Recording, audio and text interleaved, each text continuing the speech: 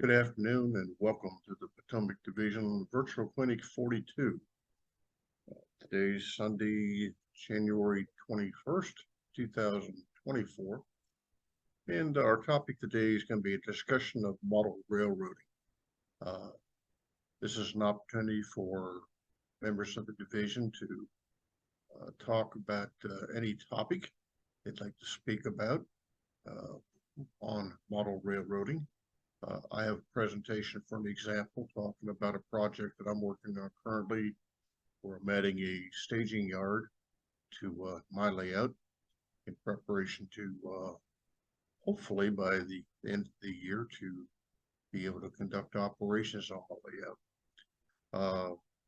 But the opportunity is there for anyone to bring up a topic, something they're working on, a question they have, or just share something with regards to model railroading. So with that, we'll get started. The staging yard project that I'm working on is on my Norfolk Southern Connector Railroad. I'm going to give you a little bit of an update on what I've been doing. My name is Ernie Little. I'm a master model railroader. The beginning of this whole thing started when I've been participating in several operation sessions throughout the area and even out of the area up to New Jersey and such. And I decided that it's time for me to begin to think about conducting operations on my Norfolk Southern Connector Railroad. So the question came up, well, what do I need to do to make this so? Well, the first thing I need to do was have a staging track to provide an area to make up trains. And trains that are going to depart and go through their little missions through my layout. Need to have an area to start and an area to end. So that'd be the staging yard. I also, through talking with others that have done operations in the past, we've talked about sharing layouts, if you will, where we would have trains that will be able to move back and forth between the various layouts. As an example, Bob Rodriguez's Nickel City Railroad, or Nickel City Line rather, and Pete LaGuardia's New York Central are two examples of lines that are in my area that would be very easy to move cars and a locomotive between the layouts and put them on the other person's layout and run them. So we'd have trains that not necessarily belong to our railroad that be running through our railroad, just like a prototype where we have track rights and such. So that would create a need for an interchange track that would allow trains that doing that to come into and depart from my layout. And the other thing that I knew I wanted was to have signals indicating the switch status on the new track leads that be going down to the staging yard they'll be constructed. So this is the layout as it is. The area that's affected is the west end. My layout is just a large dog bone, and in this end we have an engine maintenance facility, and we have a yard over there, and we also have a yard office. But we had an existing peninsula, which is down in this area here. It's only been used for storage, and it was originally intended to be a yard, but it just never developed. So now's the opportunity to use the unused space on the layout. So the staging yard would need leads to go into it, and these leads will connect in where the arrows are shown on this slide. The left-hand arrow would be going eastbound, and we'll be able to have a track that comes off that through use of a wide curved turnout and go down that little peninsula I was talking about. And on the right hand one would have something going westbound that would be able to come off in that wide curved turnout there that we're going to install, and we'll come on down to the peninsula also. So we need to install some additional bench work here that's not here, but we'll see that in a minute. So this is looking at it, and this is the area I'm talking about. That's sitting there for years, just sort of stored, sort of a junk collector, if you will. Now we're going to use. So anyhow, I scratch built these the signals, and I built signals that be on both sides of the two wide turn signals, as well as a couple other locations. These will be tied into tortoise motors that are going to be controlling those those turnouts. So I purchased the Picos SL87s. This should be an 86 and an 87. That's left hand and right hand. Selected because the inner radius matched the radius that's on my current railroad, which was 30-inch, and the outer was going to be 36. So those two combinations, it worked very well, and I'd be able to cut them straight in. We're not doing any other modifications to the current layout. So here's the left-hand switch that's been cut in. Originally, this was the main, and now this will be the lead going down to the staging area. So we've got the left-hand switch. And I also learned at this point that Pico switches are power routing. And they're designed to have power coming in at this end. They'll determine whether there's going to be power going to this direction or this direction. But in my case, I'm feeding power up this. So when I came through here, I got to here, guess what? Nothing was happening because I can't backfeed. So I had to put a jumper that location. So I made sure I had power coming up. Once I got that, then everything functions well. And there's no problems with polarity here. So that was the first lesson I learned about the Picos. And it's one of those things that you learn. And this is what they call an insul frog, which means the frogs here are insulated versus the electro frog version. So I cut this switch in, and there's the other switch cut in. And I haven't installed this new piece of bench work to get that track lead to come down, but that's where we started. And here we are. This is the left hand and the right hand, and we're coming down. What you're seeing here is the lead that's coming down to the staging track. And this over here will be the interchange track that I was talking about earlier that would allow me to be able to take cars, set them aside with the locomotive to go to somebody else's layout. So it'd be like interchanging with another railroad, if you will, whoever it happened to be. So that's what I'm trying to do here. And now you can see how it's starting to come together. But that took a little bit of planning. And remember, I had to think about the power situation. Okay, so I've done that. And as I come around the loop, electrically, we know that we're looking at one rail being, let's call it A, and the other rail being B. Well, if I come around like that, A's on the outside and B's on the inside, if I pull one of these numbers, that's going to cause me an electrical problem, which we encountered. And, well, what are we going to do about that? And when I get to here, I'm going to have a short as soon as I hit this. So I've got to isolate somewhere. So what I did was I treated this like a Y, if you will.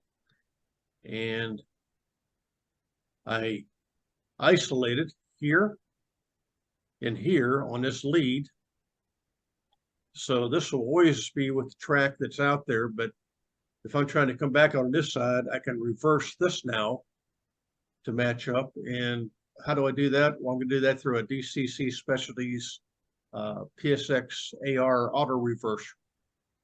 And I tried an Digitrax AR1, but it won't flip fast enough, and I get dead shorts. The AR will do it.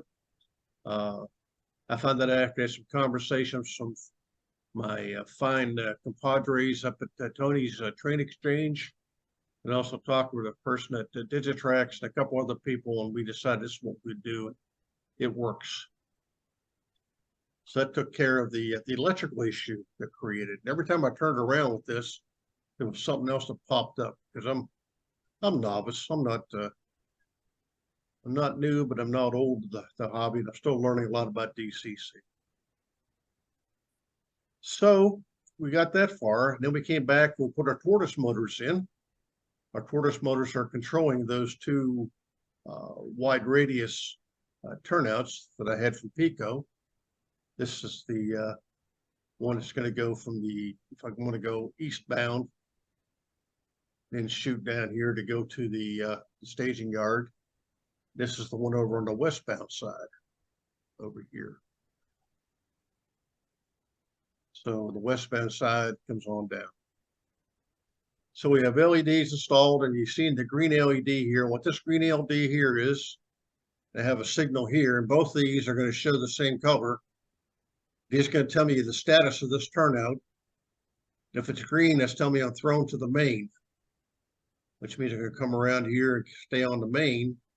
If I was coming eastbound on my track, if you come into here, I see the green, knowing, okay, I'm going to continue to run the loop. But if I throw the switch to take me to the staging yard, this is going to go red. This tells me I'm not thrown to the main, I'm now diverting to the staging yard. And if I can get this box here to move. I have a similar situation on the other side here, where on the track coming down, the tortoise is here and there's a signal. You see in the backside here, it works the same way.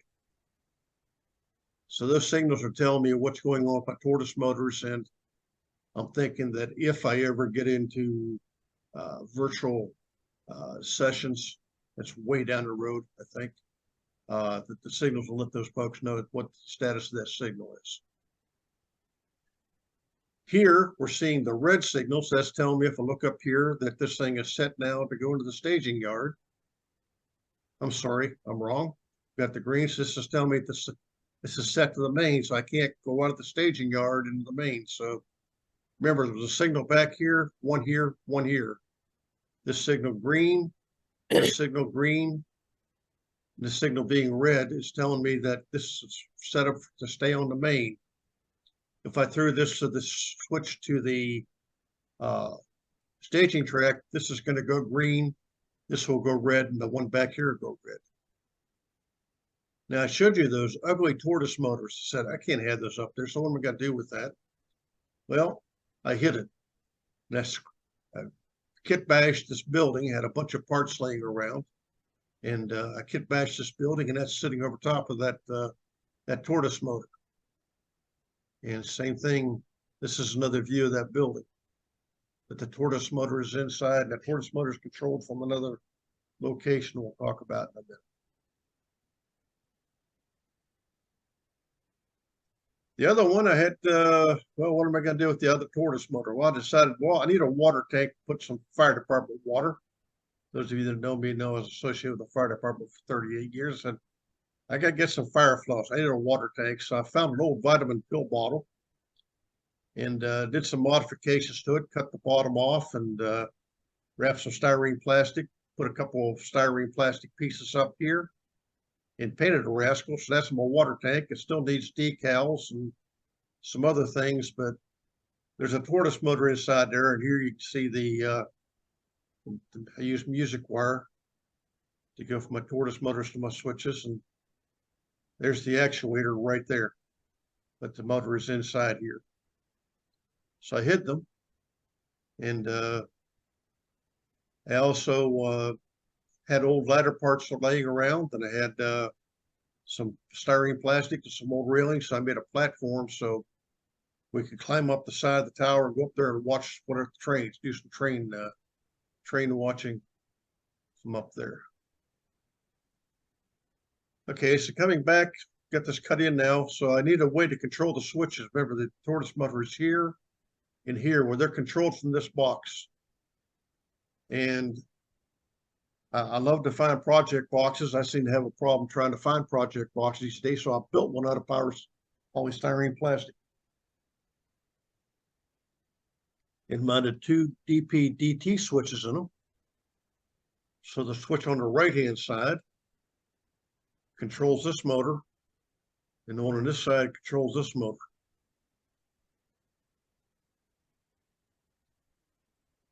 The other thing we've got is my staging track is going to be off to the bottom here. It's going to be, and we'll talk more about that in a minute here. But I had to have some way to get power from the layout to the staging area. So I put a box here and put two female banana plug up there as outlets to be able to plug in to get my my track power. We'll see that again in a minute here. So now we'll start looking in the staging yard, and I had going through the MMR process. I had built this 6-foot long section here, and it was my demonstration board where I had my hand laid switches and everything in there. Well, I decided this thing's been sitting around for well since 2019. It's taking up space. I need to do something with it. I said, that could be part of my staging yard. So I stripped the track off and everything else and cleaned it down as best I could. And I still got and was able to get my my staging tracks installed and such. So it's been repurposed. And to do that, I had to clean that up. So that's where we're at here. And here is that repurposed module. This is another piece that I've added to it. It's hinged here. And this is the main layout over here. So I'm jumping across this area, and there's a reason why this is like this. And the problem is that this is my stairs coming down from upstairs, but to my right, there's a bathroom over there. And I figured if I'm going to have people in here running trains, like I can be there for 5 minutes, but I have to go to the bathroom. So I got to maintain access to the bathroom. And I didn't want people to have to jump over the staging area or duck under. I decided this thing's going to be able to lift up. So I arranged it like that. And in the right-hand picture, you can see the leaf that's hinged here. And this is the repurposed track. But the leaf, so now the leaf is the up position there. So that's how I'm going to be able to get to the bathroom, and also the folks that are running that staging area back there will be able to get back there, and also be able to get to my engine room and still keep the Admiral. That's my wife happy that she can move about, not have to duck under or jump over things. While we're here, this is that interchange track I was talking about earlier. And this is coming down through the yard. This will be the yard throat. This is the goes to the eastbound main. Then we come down and we come into a triple Y, and that's my my 3 staging tracks there. They're about 88 inches long.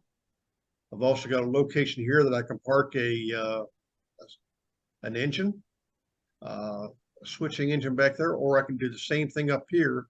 This track actually stops right about where the arrow is now. That's another area I can put a stage or a staging engine or a switch engine or whatever to get it out of the way so stuff can come in and out. So here we are with the leaf down. The bathroom's here to the right. There's my engine room back there. This is the staging area. One of these days, it might get cleaned up, becoming a dispatch area back here also, if we get there. And on the right-hand side is just another shot showing it with the leaf up. So that was my solution, to be able to get to the bathroom without having to go upstairs, being able to go right around that wall, and there it is.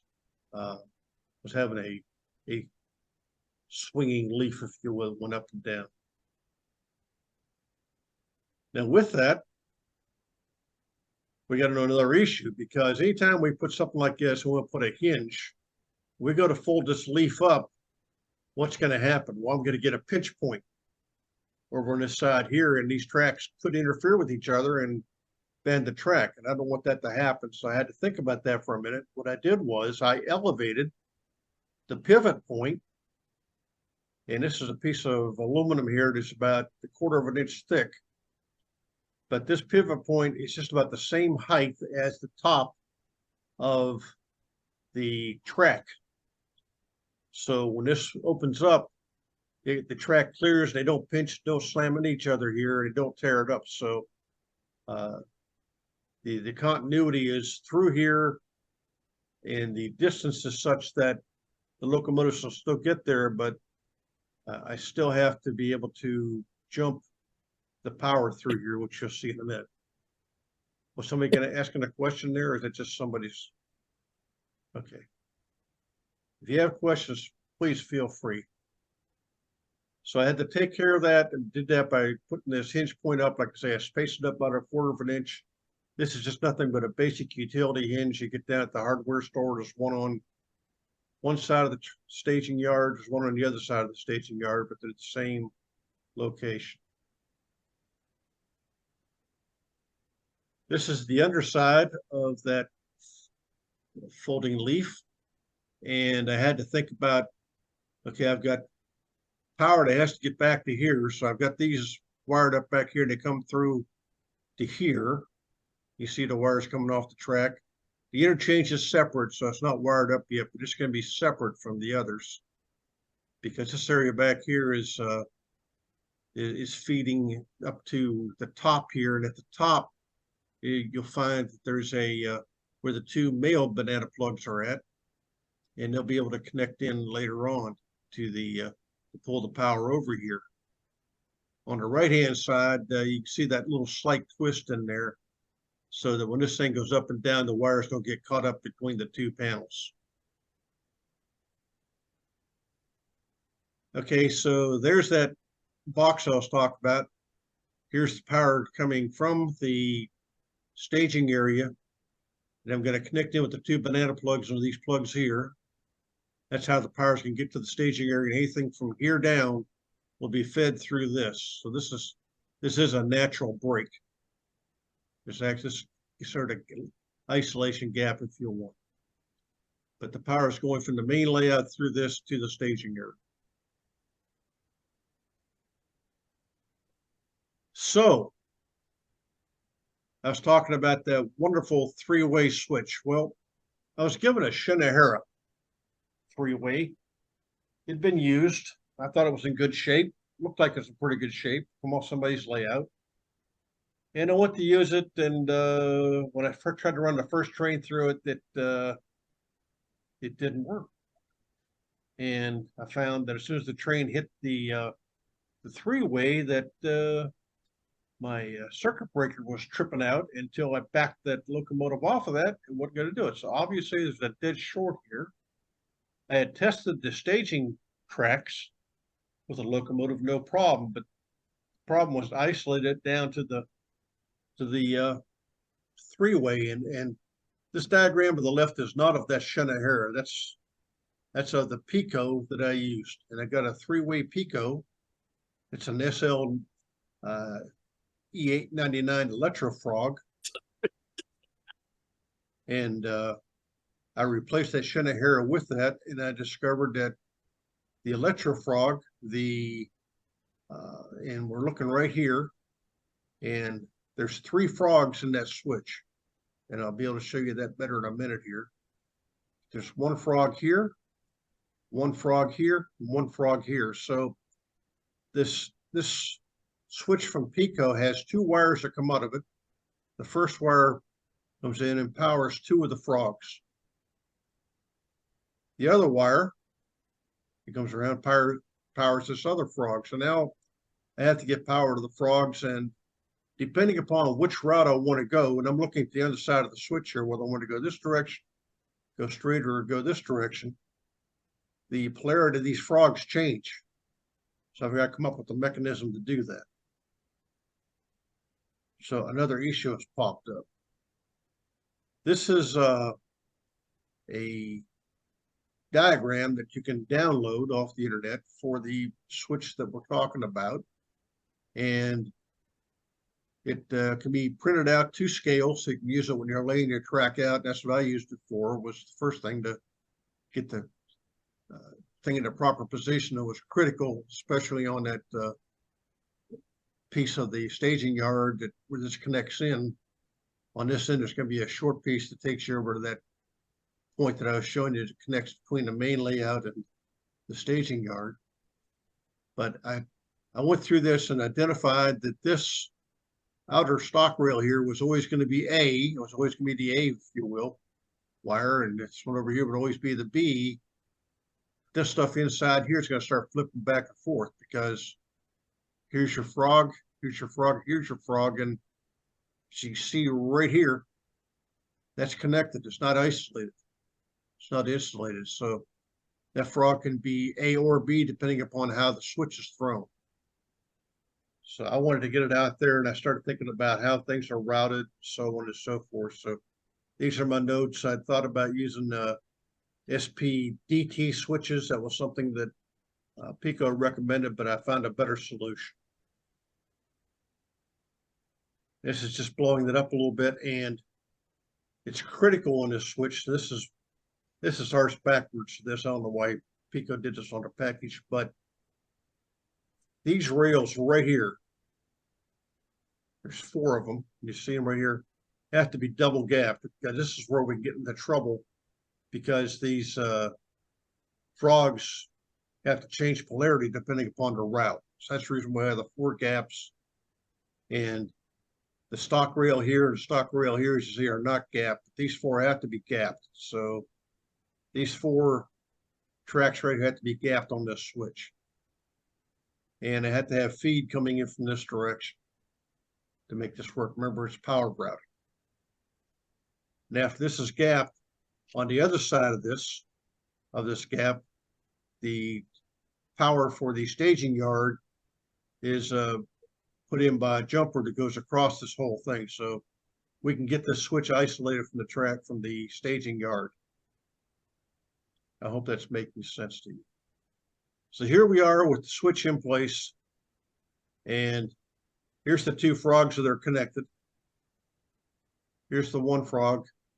If you look closely, you'll be able to see the wires, 1 here and 1 here, and I put them down through the layout. I'll put a piece of plastic here to feed the wires through, and the switches come with a bare metal wire attached to these frogs, and to give you a piece of tubing that you can put over that, which I've done here, and put it down through. And on the other end, I cut the wire back and I attached some 22 gauge wire to it to make it so I have a better connector. I found these wires are so thin, if I try to put them in any kind of a connector that involves a screw, that would break it. So I wired some 22 gauge layout wire to it to make that happen. This switch is going to be manually thrown. So we have 2 selectors here that control these pieces to make it whether you're going to go left, straight, or right, depending upon how these are set. I could have put them on a tortoise motor. I could have put them on a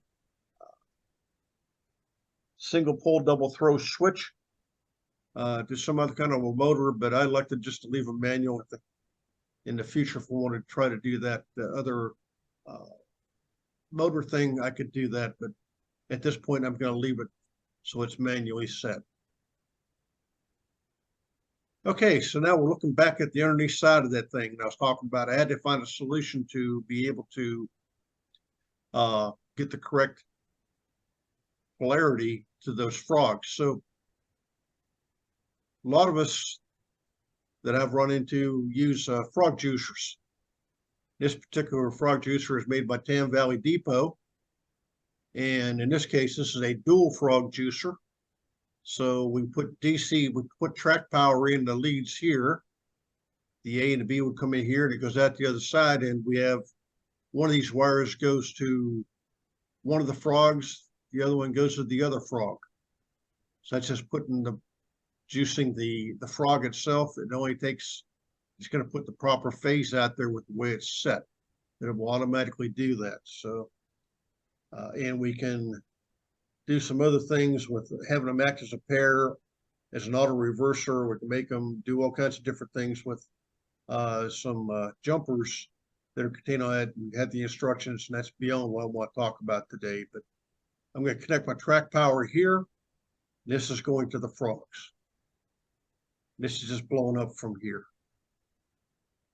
So the power is coming in on that wire on the banana plugs. It's coming down to this end. It's coming to a junction here. From here, it feeds the tracks. Remember, this is on the other, if you will, from the main layout, this would be the far side of that 3-way switch. So that's how I'm feeding the far end, if you will, of the staging yard, is through that.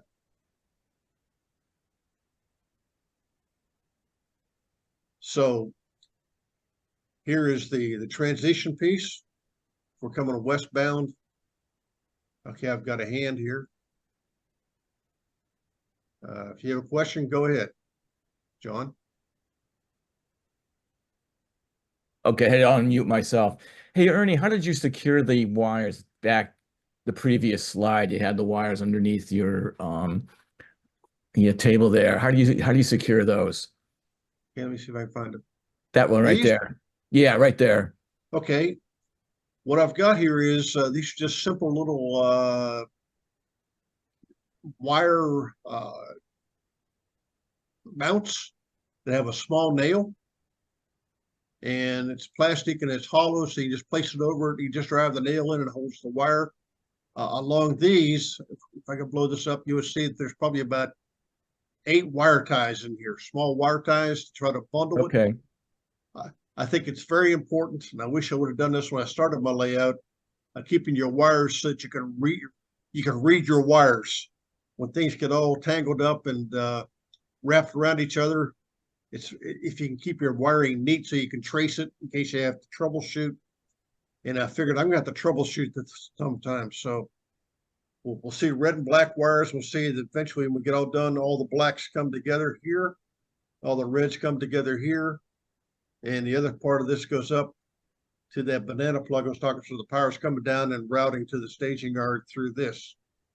This will eventually pick up a similar kind of thing as we mounted on the other side. We'll send the power to the interchange track. It's going to be separate from the yard. And that's because the interchange track does not have to do anything in terms of changing polarity. It's always the same polarity the way it's wired in. Did that answer the question, John? Oh, yes, it did. But I just got one more.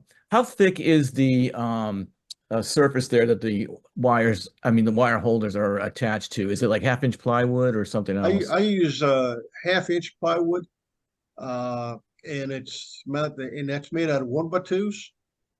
So it's a 1x2 structure, but it's fairly strong. I know some people go to 1:4 and use 3/4 inch ply, but the bulk of my layout has 1/2 inch plywood. A lot of it has a 1/2 inch homosote. In this case, it's not there. I didn't use the homosote here, but I just used a 1/2 inch plywood, and that's worked well for me. I've not had any problems with warping or anything like that. I've been very pleased with it. Noise? A little noise, but I'm up on I've got the cork road beds. That helps a little bit. Okay. Uh, but what's a little noise? Don't trains make noise when they're going down the road with the big, diesels running and everything? Shucks. Yeah, but I heard that sometimes like some of the noise, from the model trains is too loud. I understand. Yeah. But I think for the short distance we're going to have here, which is like I say, it's maximum of 88 inches from the far end of the staging area to the terminus, if you will, where it's going to connect to the existing layout. I don't think it's going to be a major issue, and we're not going any significant speeds, so I don't think that's going to be a big problem. Okay, so here's the going eastbound to go westbound. There's that parking area I was talking about, connects into this. Here's the staging. The staging comes up. That's the other area we can park an engine. And this is the interchange track that is for those other folks that might want to come into my layout, or I want to go out to the layout. So that's I wanted to put that in just to give you an idea of what it's like. So that's what I'm doing up to this point. I still have a ton of things to do in terms of scenery. I've still got ballasting I need to do, and just getting this thing finished up. And then the next challenge is going to be hopefully I've got a nice book that I purchased. I've joined OPSIG, which is an organization that deals with model railroad operations. And they've got a nice book called Compendium that's written by 6 or 7 different people, Steve King, one of them, and discusses operations and takes you through the steps from designing your railroad, if you will, to the actual doing operations, car cards and all that good stuff. So that's the next step, but I'm hoping by late February to have this little project completed and be able to test run, if you will. I don't want to bring anybody in here to run operations with me till I know it works. And I know with the operations that I've done with other people that have been there some early testing, and that's really tells you whether it's going to work or not is getting people in. But we have to get hooked up and get the trains running first. So that's what we've got going on there. And I'm hoping by September, October to begin to do operations, but we've got a considerable amount of work in terms of the operations plan. And that could be another clinic actually talking about developing that operations plan, the things you have to think about. But the book that I'm reading right now is pretty concise, or not, I shouldn't say concise. Has a lot of information, probably more information than I need. I tell you that. But that's my story, and I'm going to stick to it today. And does anybody have any other questions? Yeah, what's the book you're reading? Hold on a second, and I'll show you, Bill.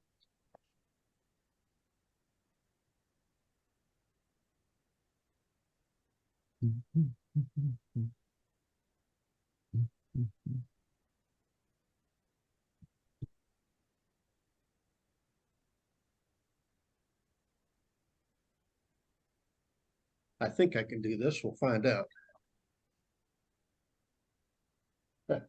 Oh, you disappeared. That's because well, I guess I can't do it, but it's I've seen this before. The trick is to turn off the magic background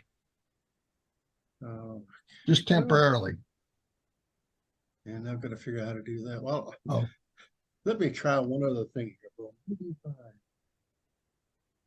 Oh, wait a minute. It's trying. No, it's not. Well, anyhow, a compendium of model railroad operations from design to implementation. It's an official OPSIG publication. wow. It's if you join OPSIG, you can buy it. I want to say it was around $35, but the information I'm finding in it right now is very good. I think it was written in 2017, but it's got a lot of good information in it. And just well, I've got it here. I'll just give you an idea of. It starts with what the model and why operated layout design for operations, the crew, the operating positions, what you're going to need for an operations crew, fundamental to freight operations, passenger operations, yard operations.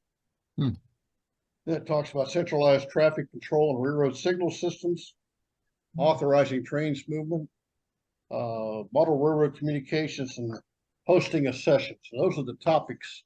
But it's right at about 300 pages. Sounds very complete. It appears to be, and I had the fortunate circumstance last October of going up to November. I was up in New Jersey with the part of the excuse me for a second here. I've got one of those things. Little sinus there. Hey, Ernie, Yo, help me George. look at my page. I'm sorry. Look at I have the book up. This is George. Okay, I have the book up. if y'all could see that. Yes, we can see it. So that's the book, and I think it's a good book. George, if you had a chance to read that document, No, just started. just started, yeah. And I think that that's where I'm at. I've had this book now for about 3 months. Like I said, I was up in New Jersey, and I operated on 3 different layouts up there with about 13, 14 people that went up with the New Jersey, Maryland, Virginia interchange group up there, and ran into Dave Bellies and some folks like that, and they were talking about it. And it just seemed like if I was gonna get into this operations thing, I need to get some information. It's not something you just charge into. Takes some thought.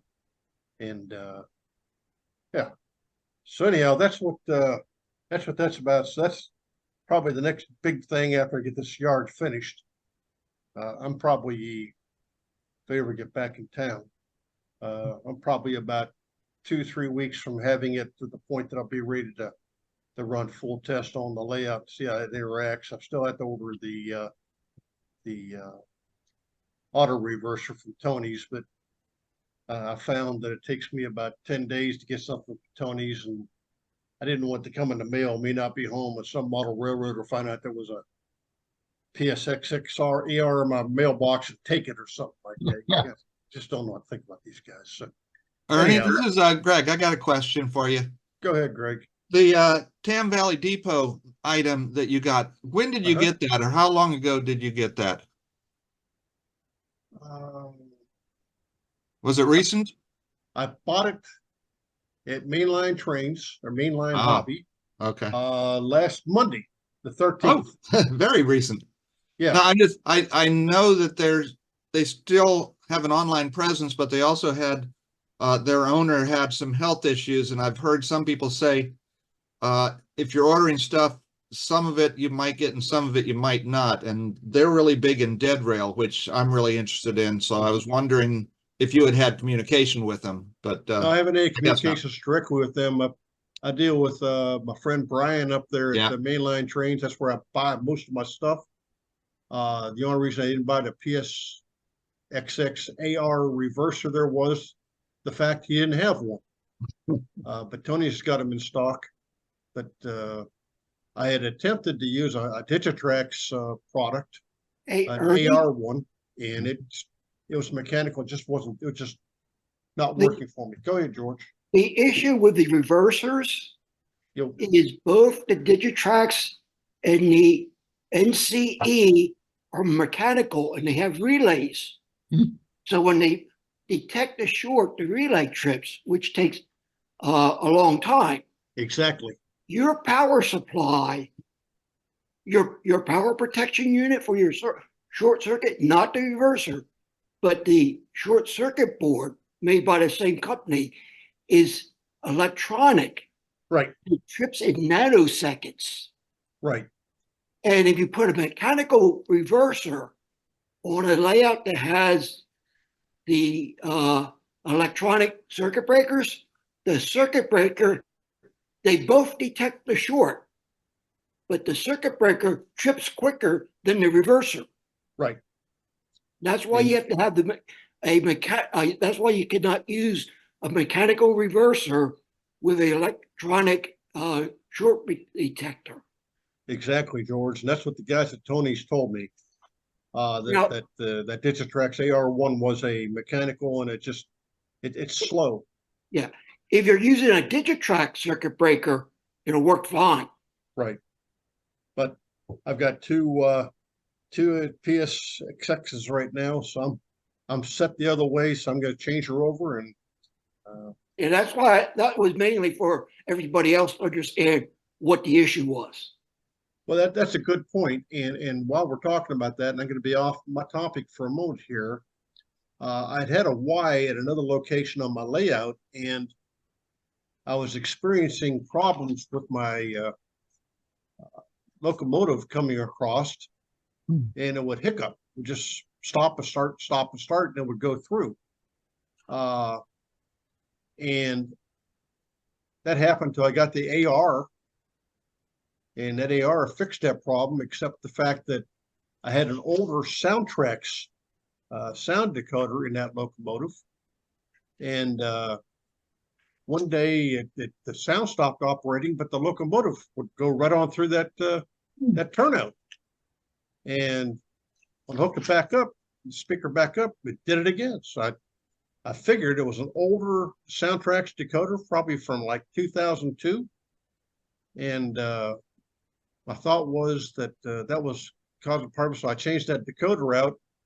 But now in that Y operation over there, everything works like a hunky dory and everything switches like it's supposed to, and I don't have any problems. But while we're there, another thing with the circuit breaker is I had to reset the circuit breakers for 3 amps. Out of the box, they come 2 amp, and I switched them to 3 amps. And that took care of the problem too, but it relates right back to what George was talking about there with regards to the reversers and everything and how they interact with the circuit breaker.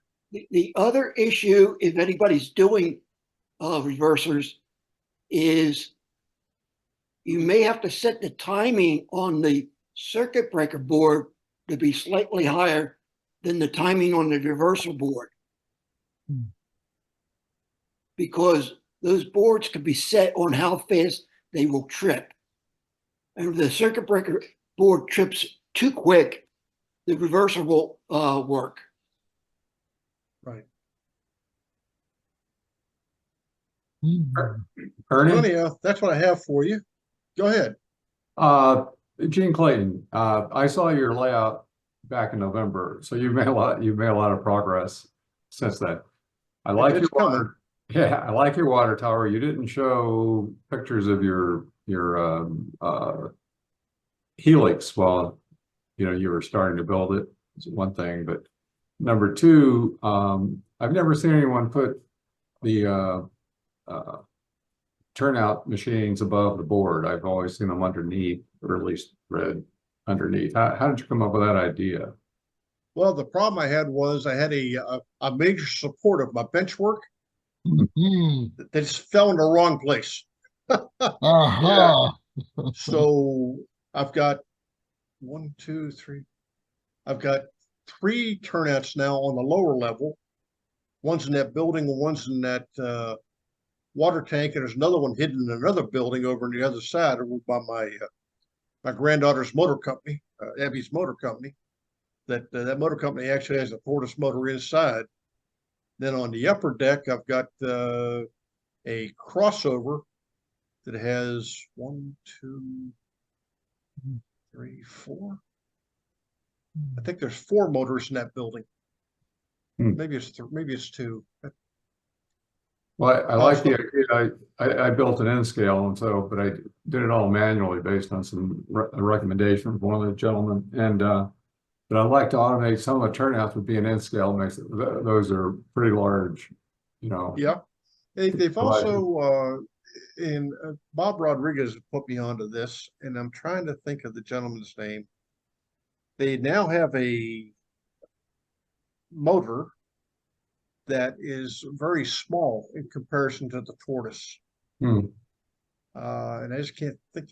If I can find it, I'll throw it up on the website, perhaps as a reference. But it's much smaller and it's designed to be mounted on top for those situations, or underneath, where in my case, my second deck is a shelf layout and I don't have the depth to let that Tortoise motor come down, or it's going to start interfering with the lower level. I've got, I think it's 10 inches to work in there. So. Yeah. If you could find that, appreciate it. Okay. Any other questions? So what are you all doing? Well, I'm just starting to get back into it. I originally started when my son was very young. It was the old Lionel set that my dad got my brother and I way back in 1971. But we moved on to Fast Track and O Scale. So I guess the question I have is, I'm looking to do elevations for my layout. So what is the best way to go? Is it use risers, or is it just like a flat surface and use those foam?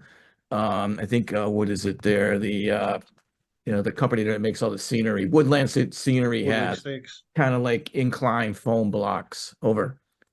Well, I can't speak to using those, but I can speak to the fact that on my Helix, the Helix, you're trying to increase from your level from one layout to the next level on it, and that involves a grade.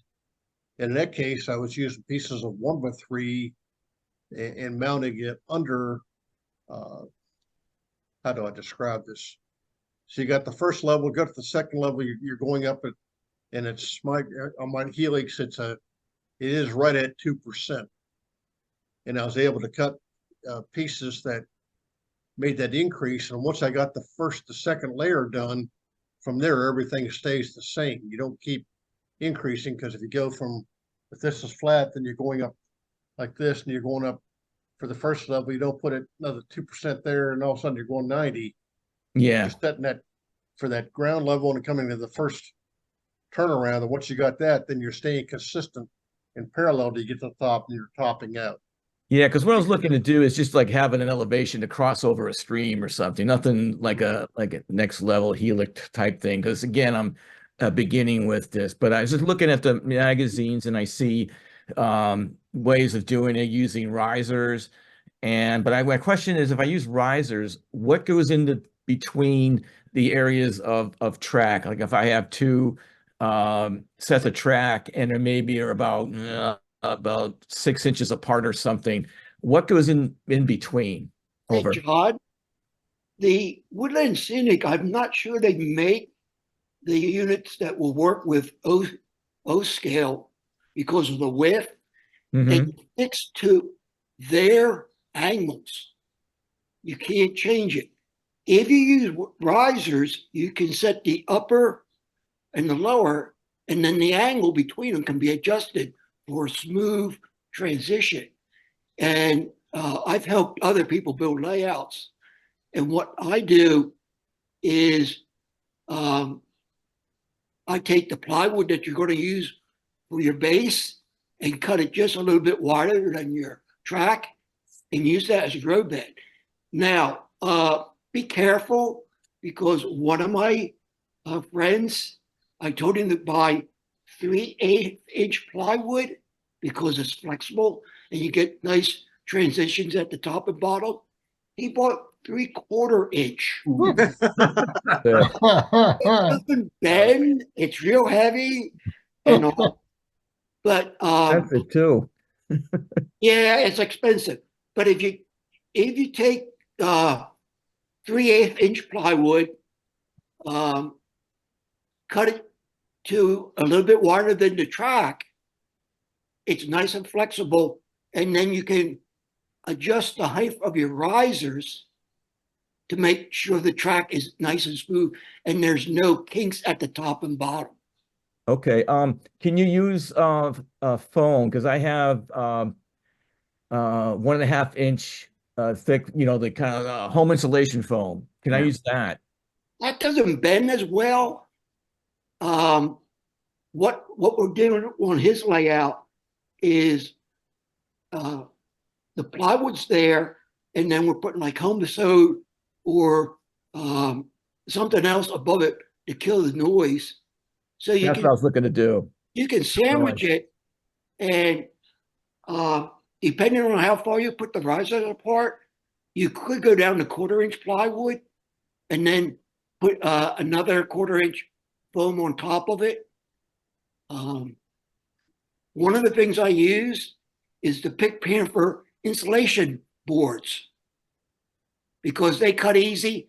I think they're about 1/8 or 3/16 inch thick, and they are a good sound dampener. And like in a yard where you don't want to put fork road bed, but you want flat, that's a good sound dampener. I'll tell you one thing that I've done in the past. Sorry, my camera's not working. Is I've used, if you go to Home Depot, you get the 1-inch insulation, the little foam bead stuff.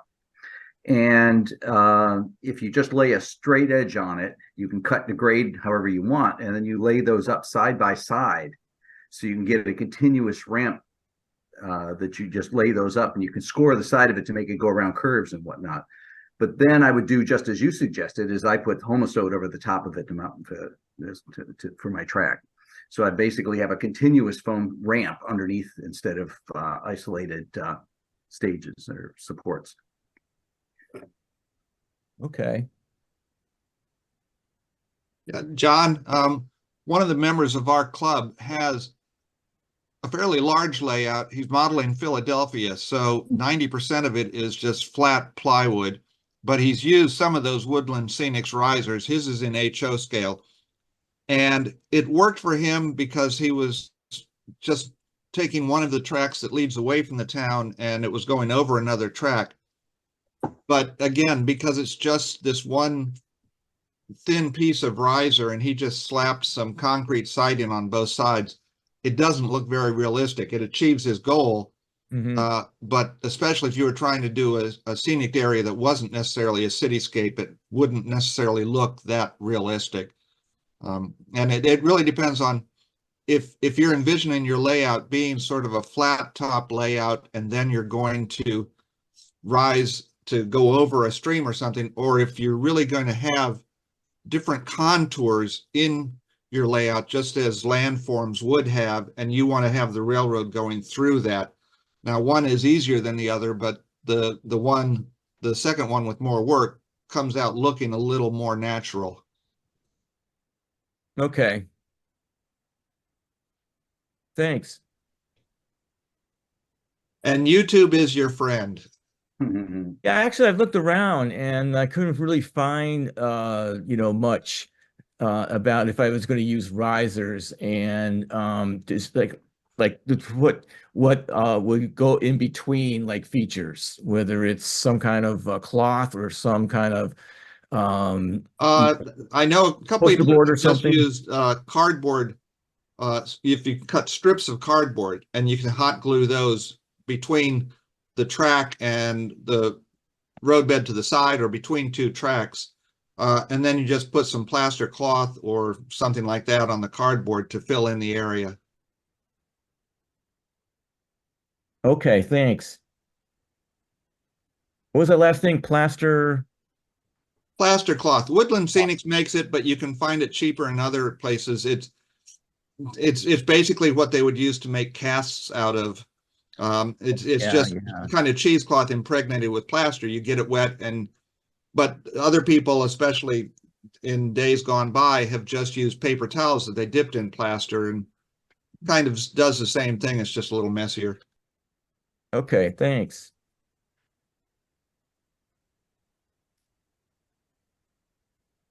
Ernie, you're muted. Now you're not. You're not working at all. I There you was go. gonna say, John, if you want to try that plaster cloth, I've got a roll I'll give you. But I've had it for probably 5 years. I was gonna use it, just never did it. So I've got some. Okay. I'm in Manassas, so we just get together someplace and I'll give you the roll. It's Woodland City Alrighty. brand. Hey, Ernie, you should save some of that and make a tunnel for that interchange track coming in. Yeah, okay. Yeah, I looked at that route, and what I was dealing with was when I did my my helix, I was coming off the existing board, and I'm going through the first 180 degrees, if you will, to turn to come back to the helix. And my grade has started, so I'm going up by 2%. So now I'm up, say, 3 inches. I was going to use the plaster cloth, but I found that what I ended up doing was cutting foam and gluing foam in there, and then taking my hot knife and arranging the shape. I worked very well versus the plaster cloth. So so I had it left over. It's one of those things. It's like when you go through MMR and build cars, and all of a sudden you've got like 5 tons of styrene plastic from Evergreen or whatever, and you've got it 2x8s, 2x10s, flat sheets. You got this, you got that, and it's in a bin. But when it's time to build one of those scratch builder kit bashed buildings, there it is. You got it. You got the plastic to go with. But I got a lot of stuff like that I could probably be a billionaire if I sold it. Maybe I ought to do that. Anyhow. Oh, okay. Any other things that we want to talk about? We're wide open here. We got 3 hours, folks, if you want. 3 hours. That's what Zoom gave us. So we got 3 hours. Doesn't mean we have to fill it, does it? No, we don't have to fill it. We'll all be watching each other eating dinner. Yeah. No, that's not happening. Well, see, I'm actually Okay. being a bad boy. I'm talking to you guys, but I'm watching the ball game on TV with everything muted down. So, There you go, Ernie. hey, look at this. What do we got? That's one of the half a dozen projects I have going on in my shop right now. And this is Martin talking. Go ahead, Martin. That Well, You got to share a different screen. I'm seeing it fine here. Looks fine to me. Oh, I'm really? seeing it. Looks good to me.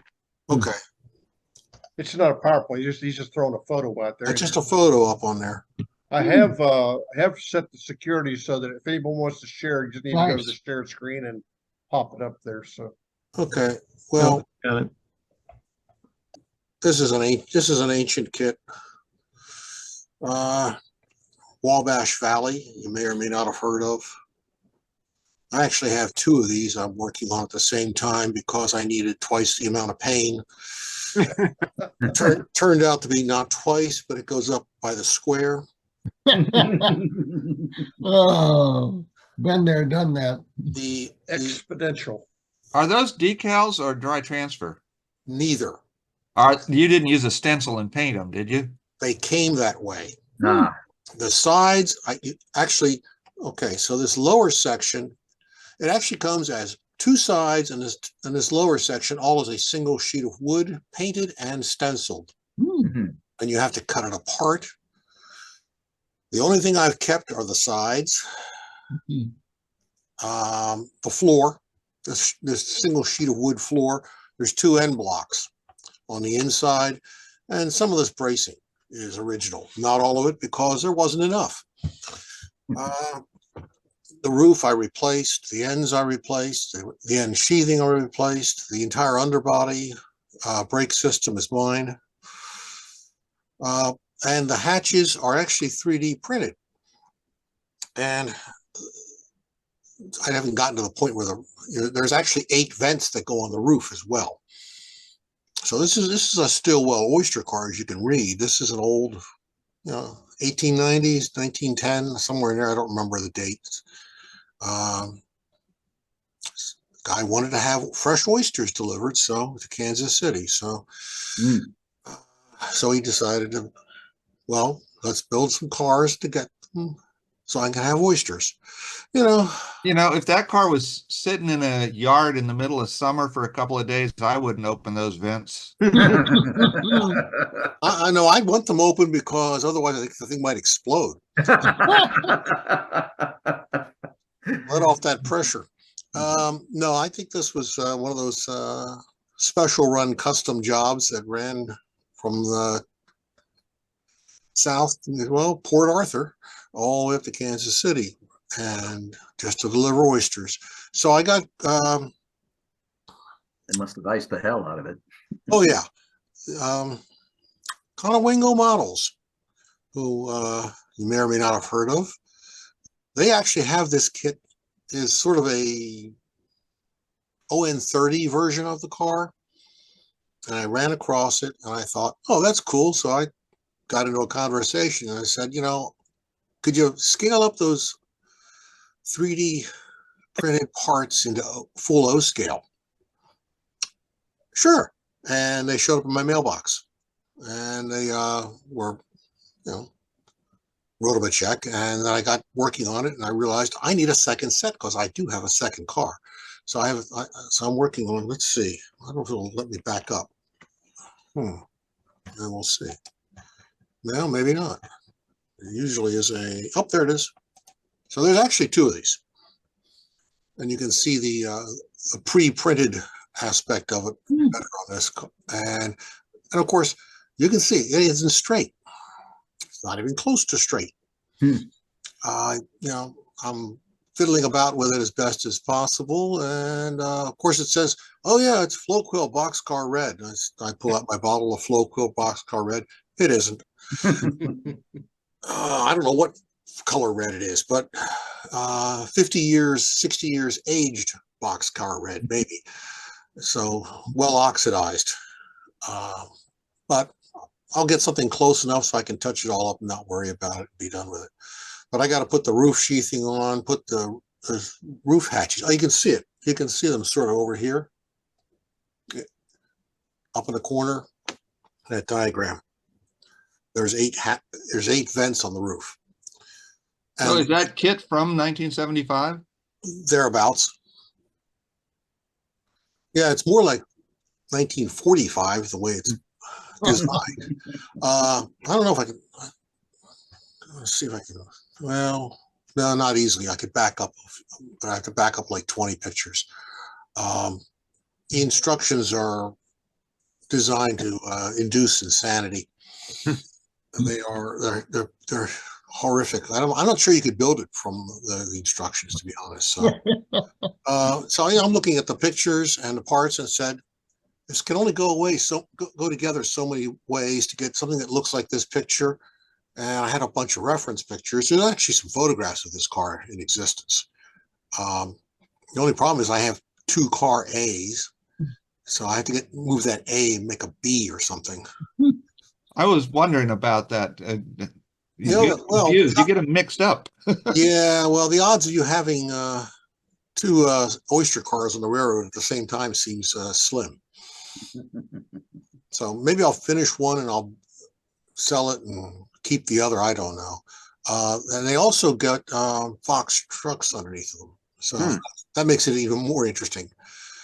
So, yeah, I don't know. I can't find the pictures easily enough doing it this way. I'm not really set up for it. But yeah, this is the current, one of the current projects on the bench. And it's coming along. Oh yeah, and the other wonderful thing is there's a lot of nut, bolt, and washer castings in this car. The instructions say every other board.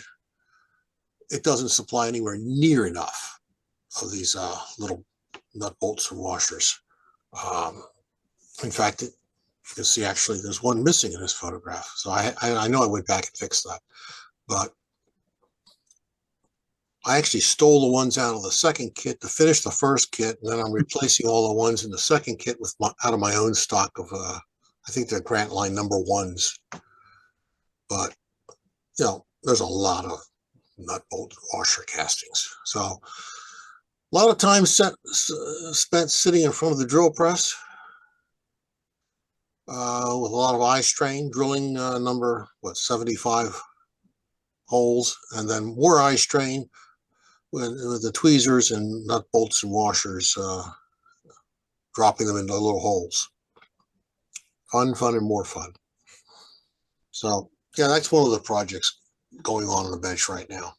There's 2 or 3 other, well, there's 2 other, there's a box car and a sort of a caboose thing on the bench also, and 2 structures, one of which I've gotten totally stalled out on. I don't know why. I just lost interest in it. I need to build a fire under myself to get going again. So keep busy. So that's what I got. Martin, did all your underbody detail, is that part of the kit, or was that stuff that you added to it? It provided the queen posts and the K-brake. And some oh yeah, this is great. Some turnbuckles that were about 3 times as big as those. And some sort of weird stretchy cord, silvery, and it was like something like might have come out of a party favor type thing, but it was, I don't know how that was supposed to be used because it stretched like crazy. I was like, no, that's going away. This is #0 surgical silk, which doesn't stretch, it doesn't break, and is tougher than tough.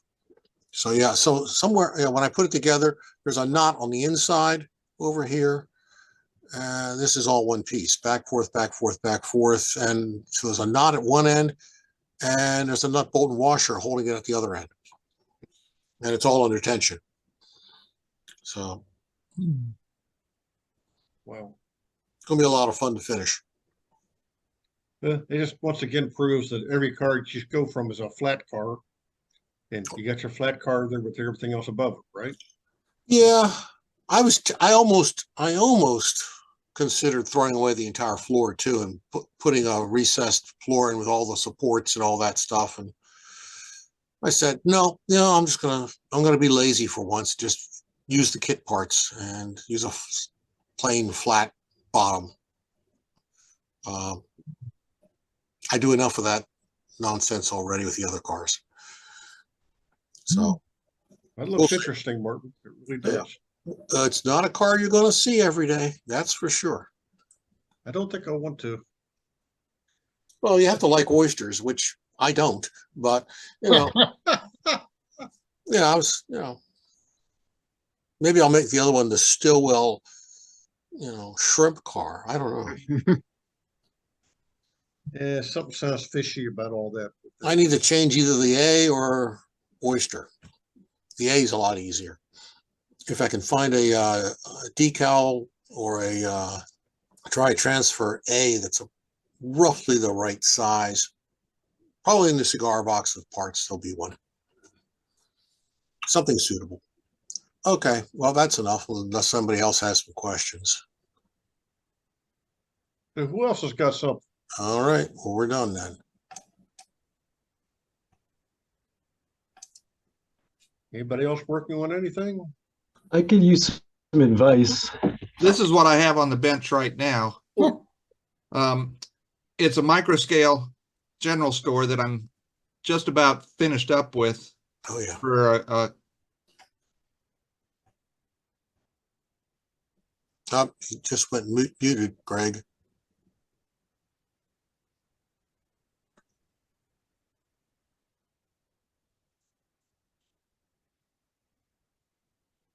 yeah, my thing went muted and I couldn't unmute it with that open. Anyway, I'm just about done with that and getting ready to start another scratch build to try and get some more points towards my AP. That's what it's about, accumulating points, getting that AP finished. Yep. No doubt. So I have a question on another topic. Go ahead, Arthur. Which is track cleaning. Oh, Yeah, which is a perpetual matter. But I've just downsized as a part of that, had to get rid of decades of old magazines. So I went through to pull out articles I might be interested in looking at, and I was having trouble keeping the track cleaning up or good operations. So I saved all the different articles about track cleaning things, and it was fascinating going through there.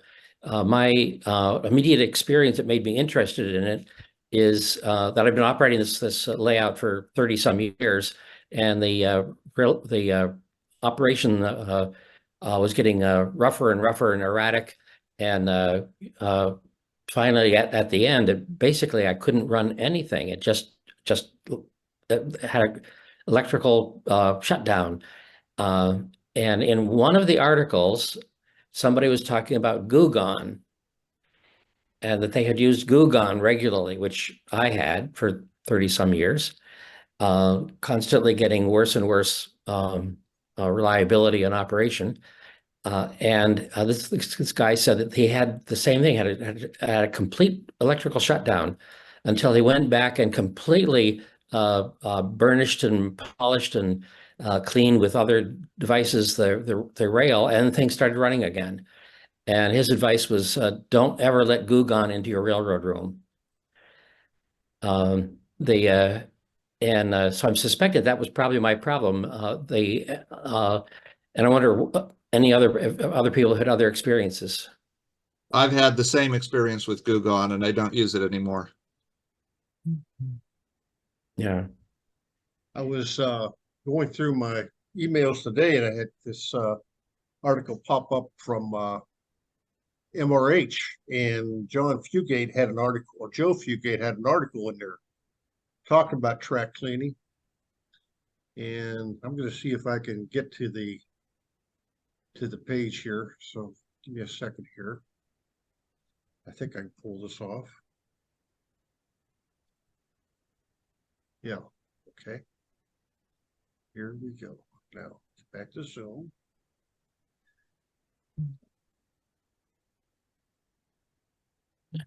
I don't know how well you'll be able to see this, but he was talking about the various solvents for track cleaning, and you'll see something right there in the middle of that. Goo-Gone, for an example, cleans grapes made of limousine, citrus extract, and quickly goes through a pitch-like substance that's a good insulator. So when you're talking about the Gugon, there it is. But he's listed all these things, and he's recommending a lot of things. And he's looking at the WD-40 contact cleaner and the CRC contact cleaner and protectorate. He says that dielectric constant number being low is what you're looking for. So that article's in the MRH magazine, which of course you subscribe to the thing, you can download the thing once a month, but it's about 4 or 5 pages in there, which I thought was pretty interesting. Yeah, great. But you notice that gasoline, kerosene, and diesel are things you shouldn't use. So Yeah. Thank you. And that's Model Railroad Hobbyist, I believe. yes. I find some interesting articles in there. That, like I said, was this the one I just released for this month. I think they released it on the 15th, so it's the January edition. Mhm.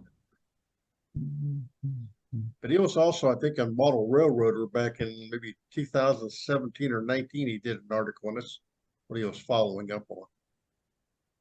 But you know, there's a lot of conversation about track cleaning. And I mean, as an example, my layout, I've only cleaned the track once in its existence. I don't seem to have problems with anything. I mean, it's the nickel alloy Atlas track, flex track. But the one thing on my layout is you're not going to find plastic wheels. So you don't find other devices on steam engines to help you get traction. Those traction, whatever they are, they're like a rubber type thing. So metal wheel sets are also ever been on my layout. And maybe that's one reason I don't experience the issues that some people do. I don't know. Oh, damn it. What just happened? Oh, crap. But while we're there, the other thing I think it's Oh, important, shoot. we were talking about the layout earlier, John, was the humidity in your house.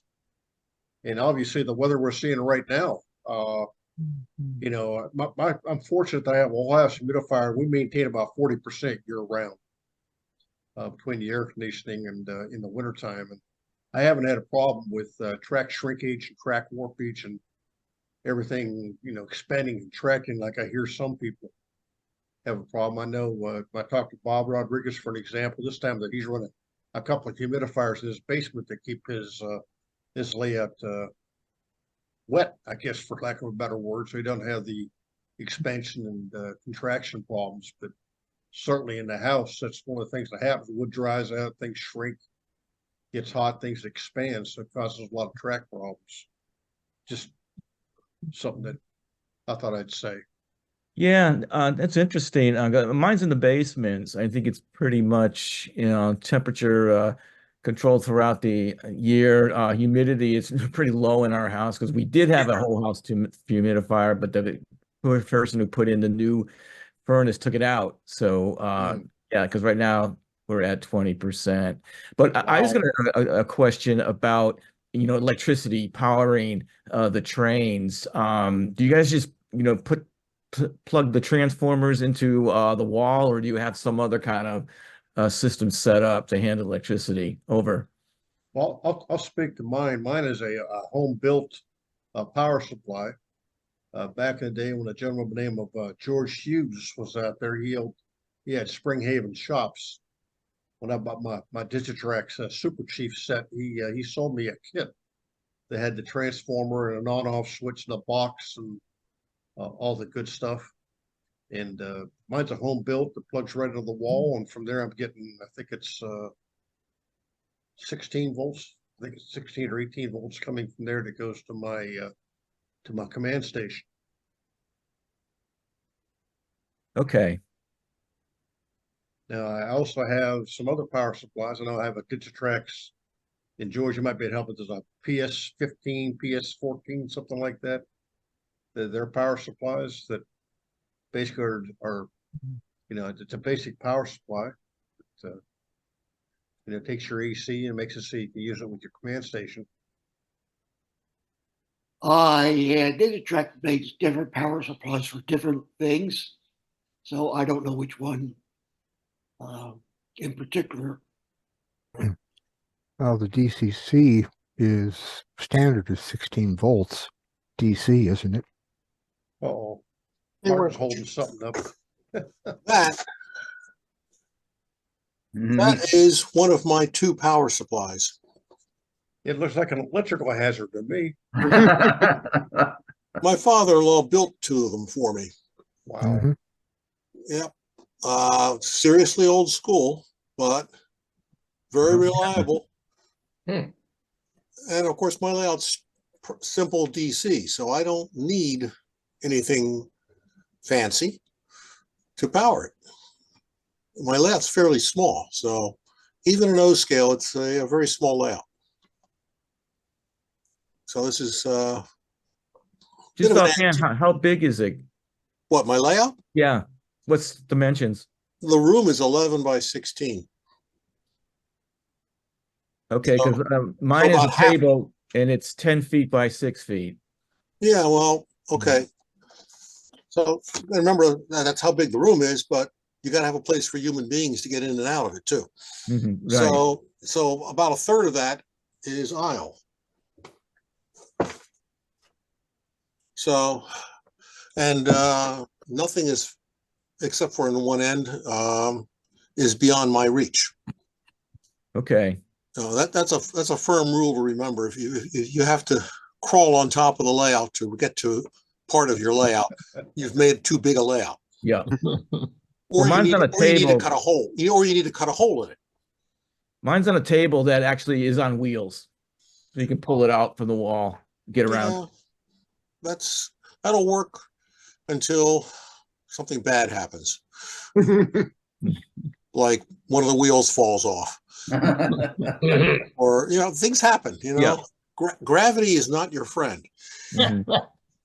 Yeah, John, I can remember back many, many years ago, I had an N-scale layout that I had set up on a series of pulleys in my garage, so I could put the car in the garage and bring it back. And what Martin was talking about was fine until one of the pulleys decided to let go. And that's the reason I'm not an N-scale anymore. I went to 8 shovels. A disaster. But Ernie, was your car under it when that happened? no, my lawnmower was though. It survived. You didn't want to mow anyhow that day. It was a rainy day.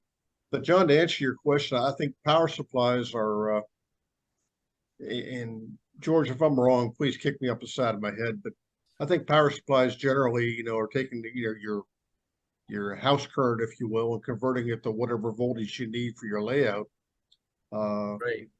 And you need an appropriate power supply. You need a power supply, and I want to use the word regulated power supply, not an unregulated power supply, that your voltage isn't fluctuating all over the place. So I think that and it being electrically safe.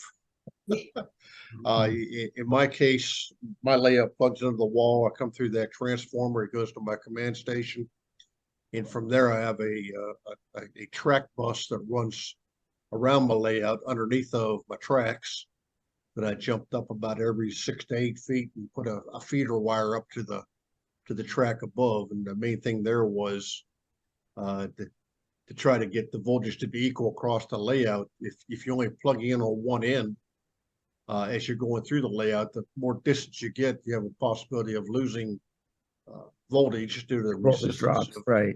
voltage drops. So installing the bus is one way to not have that problem. And as I said very early on, I was an individual that put my layout together and I didn't think about that. And at one point, my layout was nothing but plugged the wires onto the track at one point, and the track was connected with track connectors, and that's what carried everything through. And I finally went back and put a bus in because I was having some problems at the far end. So I think that's something that when you're building your layout, you have to think about. Certainly, that could lead to a big conversation about whether you're going to have one power district or 2 power districts, or how many power districts do I have to have. And I'm not the expert there, but I do know that if you want to run a lot of trains, you have to have a lot of power.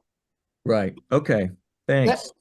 That's the I'm issue. wondering if that question also goes to the electronic controls, like if you're in DCC or something like that. Most of our electronic devices we protect with surge protectors, and we make sure we have conditioned power for them. So it's probably less of an issue with the old style transformers than it is with the modern electronics. But if you don't have surges, it's not a problem, but it's probably not a bad idea. Another model railroader where I operate talked about he had a lightning strike near his house, not on his house, and the surge wiped out all of his electronics. So it won't happen often, but it's a cheap remedy, a cheap insurance to get a surge protector between the wall and your layout. Yeah, John, the answer is there is no easy answer. You have to look at the layout. If you're running 1 or 2 trains at a time, you don't need a big power supply. If you're trying to run 30 engines, they all have sound. You need more power. Talking about your thing, I think I have a dozen computers on in my house at all times. And I had a lightning strike in my backyard. And I have surge protectors. And one of them got hit or got spiked because of it. I called APC because it's under warranty. And I said, hey, I had a lightning strike and it melted my APC surge protector. They said, did it damage anything behind it? I said, no. He said, then it did its job. Because its job is to die before anything else does. He says, we can replace it at 50% of the normal cost. So did its job, but it still cost you some. Well, I mean, it did its job by dying. Yeah. And it protected, the high cost computers. But the answer that I tell people about power is somebody who knows the command station, the DCC you're going to use, needs to kind of see your layout or at least a diagram.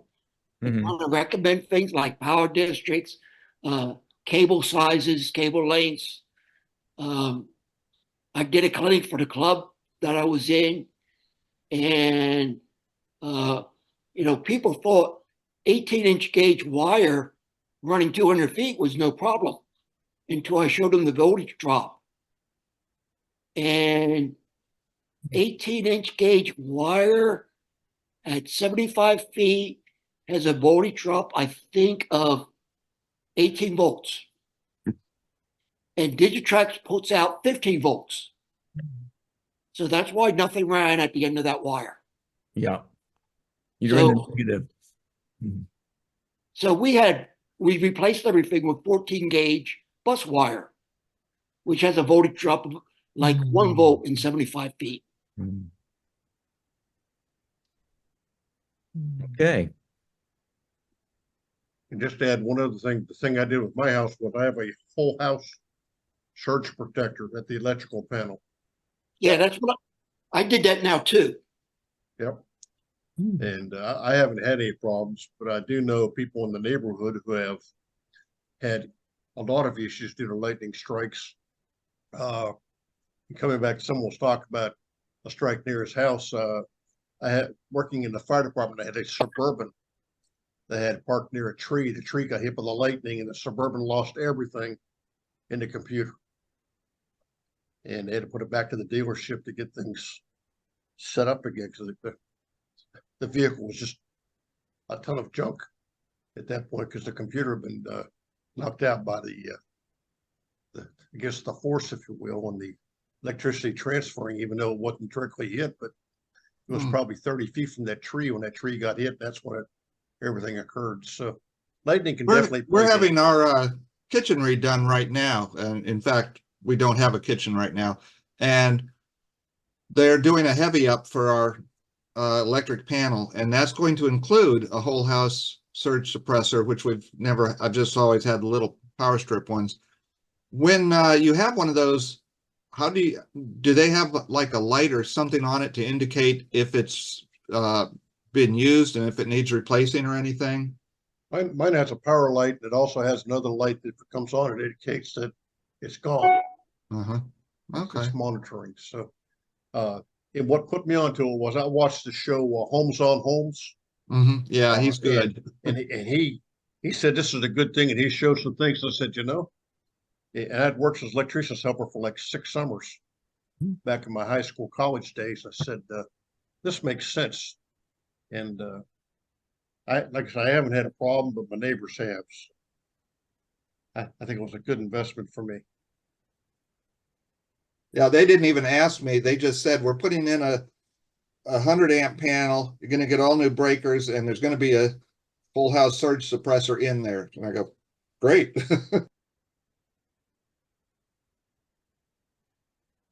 So what else is anybody working on? Anything?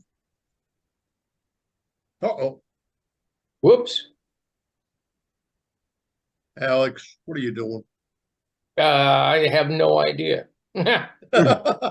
Alex is giving you a preview of February 1st. I'm going to give you a preview of the coming flyer, which is, while you've been model railroading, I've been model railroad newslettering. You know, there's some good things in here that you're going to see. John Sethian, who's O-scale Pennsylvania Railroad branch, has a long article in here about how to create a meadow on your layout in multiple steps, which could be of interest to people who are working on their layouts. Our friend Greg here has a fabulous article about rusting techniques. If you want to make your structures look rusted, he's got 3 different ways of doing it. And so those are 2 of the highlights in this issue. Matt Thompson, our former AP coordinator, is finishing up his layout move series. He's got things up and running in his new home in Williamsburg. And we have in our Meet the Modeler, Bill Day, who has won numerous contests with some of his models and has a lovely little layout, is profiled in the magazine. So that's coming up on February 1st, and I'm sure you'll all enjoy it.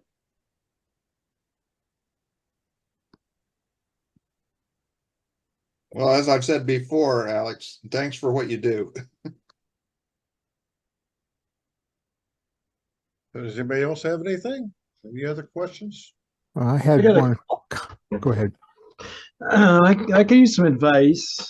I'm scratch building a couple buildings, and I'm at the final detailing part. So I'm modeling North Walpole, New Hampshire. So this is where Steamtown started. For people that aren't familiar, this is the Boston and Maine Roundhouse. Across the river's the Rutland Railroad Yard. So it's North Walpole, New Hampshire on the right, Bellows Falls, Vermont on the left. This is a shot of this is after the Rutland went out of business at Steamtown. So it's Green Mountain Railroad, Boston and Maine shared facility. But here's a sand house that sits here in front of the coaling tower. This is kind of where I'm at with my modeling of the scene, but the sand house sits here.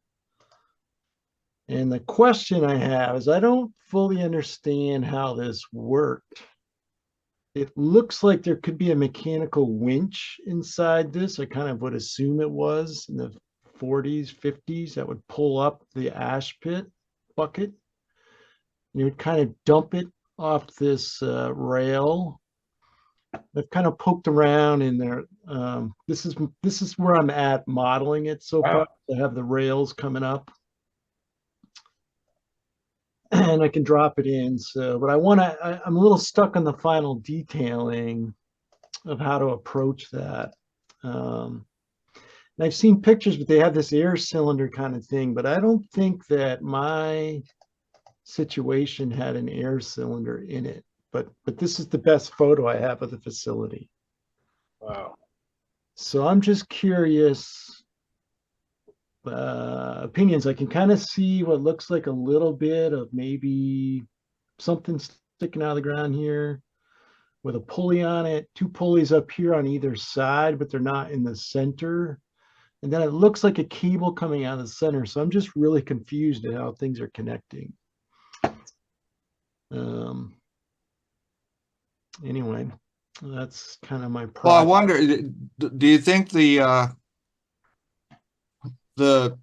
pit, the bucket that they pulled up to dump it into the hopper, did it ever go up higher than that little discharge chute there?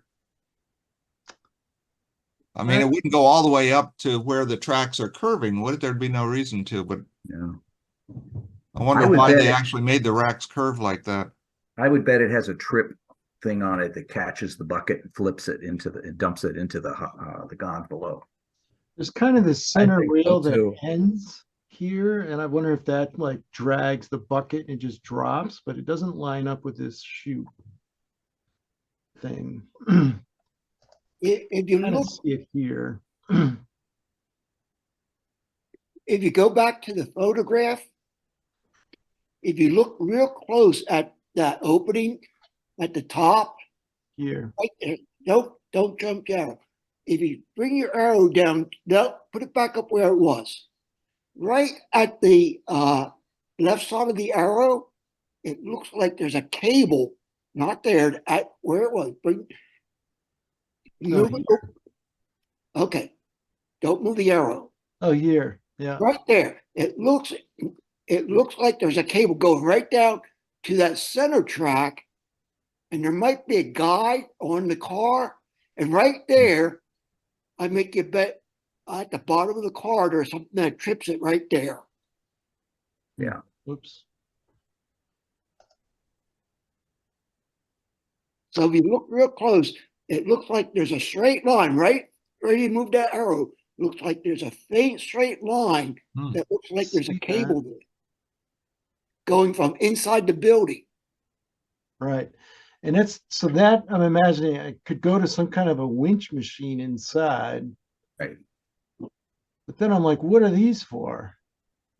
I don't know, but if you go to the right side of the building, at the floor of the building, to the right side, right? Draw out there, there's another straight line, which could be power lines. Yeah, I think so. I think you're right on power.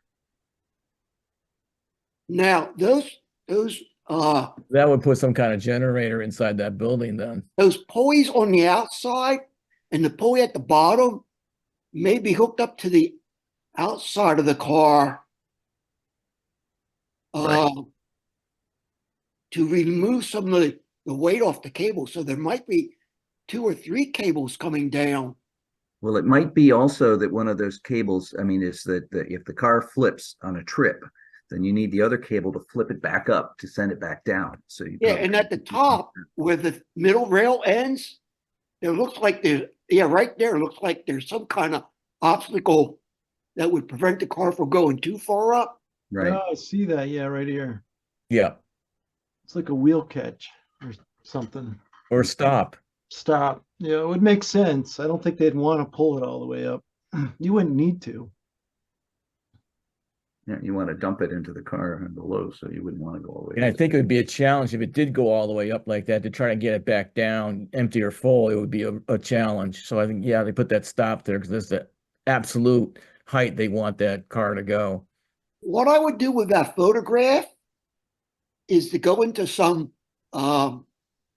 software and see if you can change the contrast slightly to Or enhance it. highlight those cables. That's a good idea. Oops. I need to be on one of those TV shows where they just say enhance. Yeah, Yeah. that's all faked. I know. Have you traveled to this site at all? Oh, I've been up there. This stuff's all gone. Oh, okay. This stuff was out of there, and well, you can even see it's gone here. It sits right here. This Oh, I is see. late 60s, or no, this is early 70s or late 60s. So at that point, that facility was out. Like they got rid of, because I think there's a pit there, and I think they just didn't need it and got rid of it. And of course, everything, well, they got some steam engines there. Because everything's all diesel, they wouldn't need it. Yeah. So I don't even know in the pit. So I kind of guess, like I just put in, I thought it would look cool, the staircase come down and Yeah. some Bill, do you think there's any kind of a Nice historical modeling, though. It looks society great. that- Yeah, it does. yeah, appreciate it. It's been fun, but I'm like just set it aside because now I'm stuck. Yeah. You think there's any kind of a historical society that might have Well, some I kind of have record? posted, but no one seems to be able to explain this. You know, it's a little fussy. Uh, They and, could be and all I dead found a too. brass version of this. Nobody's around. I found this thing, which I think was in the 80s, or it's kind of this cool brass kit, but it's sort of similar, but it's not exactly the same. Yeah. Yeah.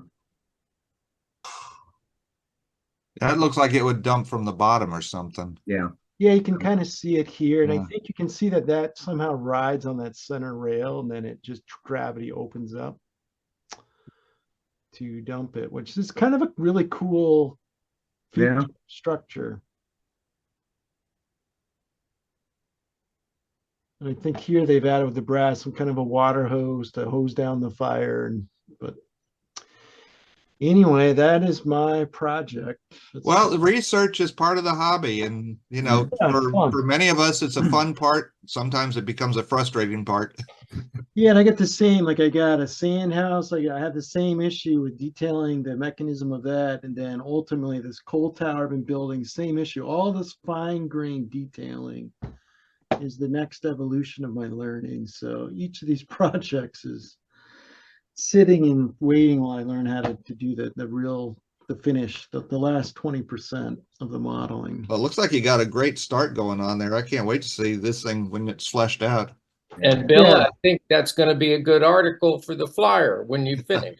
Yeah, and I want to I'd like to get one of these structures done. All right. They've all been fun, but it's just detailing. So anyway, yeah, that's where I'm at. So appreciate the advice and thoughts. Well, this has been interesting. Yeah. I just had one thing I wanted to mention.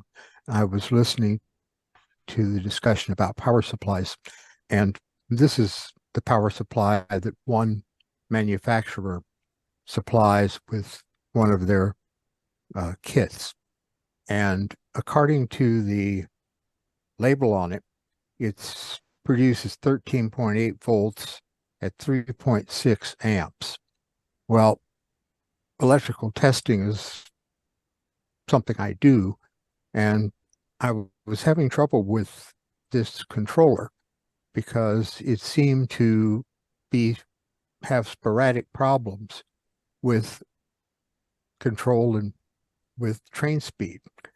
So I got curious and I got out some of my instrumentation and I ran a load test on it.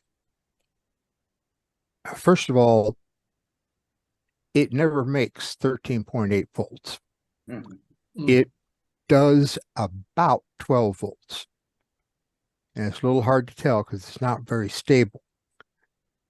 The other thing is it will put out about 2 amps. If you increase the draw on it above about 2 amps, this thing starts to get hot. And I mean, seriously hot. So if you are trying to use it to power your railroad and you've been looking at this as a power rating, don't. It's, by the way, I tested 2 of them. So they're both about the same. So that's just for what it's worth. Which one is that, Andy? Well, I don't tell anybody because they'll probably sue me, but it's a Digitrax PS314. Supposed to be a 50-watt AC/DC adapter, rated at an output of 13.8 volts at 3.6 amps. Hmm. As I said, it makes about 12 volts and a little change. And above about 2 amps, this thing gets hot enough to fry an egg on. So Wow. I kind of didn't take it to to over 3 amps as it's rated, because I really didn't want to burn up one. But it did give me a very good idea why I was having trouble operating 2 engines on this thing. Well, it's useful to know. Yep. Yeah. I kind of wish that and this is just my personal complaint, but I kind of wish people like Model Railroader, when they were evaluating stuff, did that kind of bench testing like we do for equipment that we buy for professional use. But, Yep. Yeah.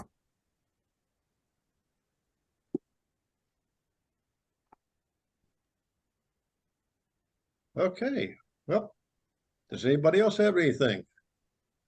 This has been a very quick 2 hours for me. I don't know about you guys, but I've enjoyed the discussion and the sharing. Yeah, same here. Yeah. So I think it's a good Yeah. thing, and I think it's something we're going to do again. Good. Maybe like every other month or something. I think would be a good thing to do. Sounds great. Good to see everyone. Thanks for your advice, tips. Yes. Same Always here. good to see a bunch of happy model railroaders. That's right. Well, thank you all. Thanks, Ernie. Good seeing Thanks, Ernie. everyone Thanks, again. everyone. Good See you, week. Ernie. Alrighty, y'all care, take everyone. care.